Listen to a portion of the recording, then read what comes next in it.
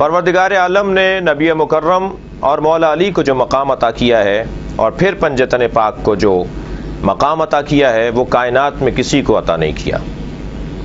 اللہ نے اس دنیا کا آغاز، اس کائنات کا آغاز جس مخلوق اول سے کیا وہ سرکار دو جہاں کی ذات ہے، اور سرکار ارشاد فرماتے ہیں انا و علی من نور واحد، میں اور علی ایک نور کے دو حصے ہیں۔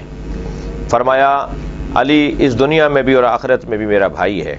اور پھر جو احادیث پیغمبر مولا کائنات کے بارے میں ہیں وہ شاید کسی اور کے بارے میں نہیں ہیں، اور موٹی موٹی باتیں یہ، واضح اور روشن مثالیں یہ کہ قرآن مجید میں آیہ مباہلہ کے اندر جو اللہ نے مولا علی کو نفس پیغمبر قرار دیا اس کا خود مولا کائنات نے اپنی زبان پہ اس انداز سے اظہار فرمایا۔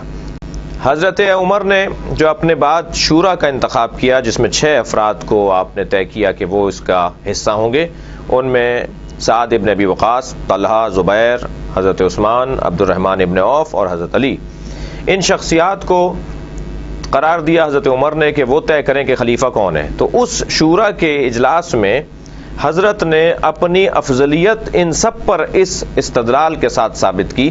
آپ نے فرمایا کہ کیا تم میں سے کسی کو یہ فضیلت حاصل ہے کہ وہ نفس پیغمبر ہو؟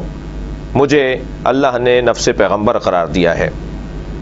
اور پھر پیغمبر اکرم نے خیر البریہ، خیر البشر جیسے عنوانات حضرت علی علیہ السلام کو دیے۔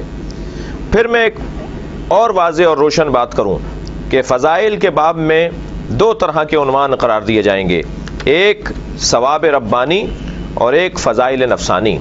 ثواب ربانی میں جو زیادہ آگے ہوگا وہ فضیلت رکھتا ہوگا، اور جو فضائل نفسانی میں آگے ہوگا وہ زیادہ فضیلت رکھتا ہوگا۔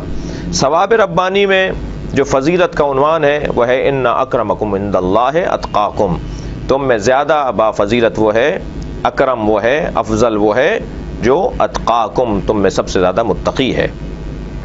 فضائل نفسانی میں 2 چیزوں کو عنوان قرار دیا جاتا ہے، زادہ بسطۃ فی العلم والجسم، ایک علمی صلاحیتیں اور ایک جسمانی طاقت۔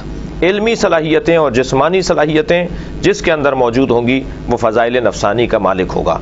حضرت علی علیہ السلام کی تمام صحابہ کرام کے اوپر افضلیت اس بات پر ہے کہ حضرت علم میں سب سے زیادہ تھے۔ کوئی ایک مثال نہیں ملے گی کہ کسی نے حضرت علی علیہ السلام نے کسی سے سوال کیا ہو، کسی سے مسئلہ پوچھا ہو، لیکن یہ مثالیں فراوان ملیں گی کہ اصحاب پیغمبر، خلفائے راشدین، خلفائے ثلاثہ، یہ حضرت علی علیہ السلام سے سوال کرتے رہے، پوچھتے رہے۔ اور پھر اسی طرح اگر ہم اس کو یوں کہہ دیں کہ قرآن مجید میں بھی افضلیت کا معیار علم کو قرار دیا گیا ہے۔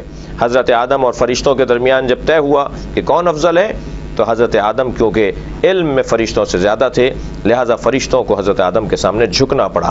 تو اب حضرت علی علیہ السلام افضلیت میں صحابی ہونے کے اعتبار سے بھی افضلیت رکھتے ہیں، اہل بیت ہونے کے حوالے سے بھی افضلیت رکھتے ہیں، اور علم اور جسم کے حوالے سے بھی تمام جنگوں میں فاتح قرار پانا، تمام میدانوں میں اور علمی میدانوں میں کامیاب رہنا، یہ آپ کی افضلیت کی ایک عمدہ مثال ہے۔ وما علینا الا البلاغ۔